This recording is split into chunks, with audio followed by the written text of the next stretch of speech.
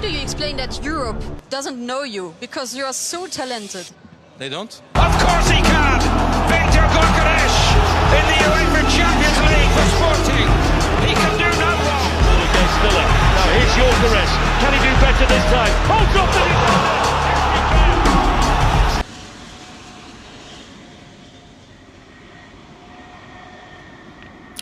Be just over, but Viktor Gyökeres' career has really taken off in the last few years after a slow start. And it is worth bearing in mind that at 26 he is a relatively late bloomer, but was on loan at Swansea, just one goal in 2021. But look, as soon as he got to Coventry, one season on loan there, and then really exploded. This campaign helped Coventry to the playoff final where they lost to Luton on penalties. But since going to Sporting, 43 goals last season, 52 this year. And that comes in just 100 games as well. He's been very creative as well, 23 assists. When I watch him play, he slightly reminds me of Diego Costa. There's not necessarily like a very clean player there. It's sometimes a little bit rushed, sometimes a little bit bundled. But this guy has an incredible desire to score goals, and he's done so effectively this year. 38 goals in the Premier League alone. He helped Sporting win the league last year. They are level on points with Benfica at the top of the Premier League this year. They will win the title if they, beat Vitoria this weekend. Second successive title, winning mentality. He'd be a huge addition for Arsenal.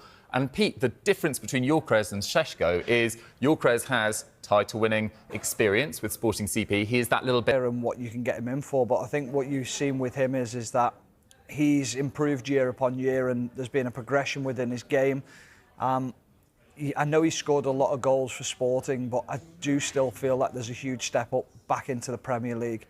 To be able to do that. You're also a club who will be fighting, hopefully they'll be hoping for a Premier League title next year, so there's bigger responsibility on your shoulders to be able to do that. But it depends on the price tag. I think that's the big question with them. I think Arsenal fans will be also saying, well, why not Isak? Why not go in for him? OK, in an ideal world, if they're both valued at the same money, Isak all day. You go for Isak. Yeah. Newcastle fans will hate even talking about this because they'll desperately want to keep hold of him, won't they? So but I just think... You're not going to Newcastle for your summer holiday now? No, I'm not. No, I'm not. But I think, just because you know what he can do in the Premier League, you know what he's capable of, that consistency of performance there. He is the all-round striker. Like Stephen said, Gyökeres has obviously showed his development and his progression. But clearly, that's exactly what a sporting director will do straight away. Will come in and go, well, we need attacking reinforcements, and that number 9 position has to be the priority. So we can sit here now and say Isak, but you're saying that purely, like as Sue says, off the back of the leagues that they're playing in.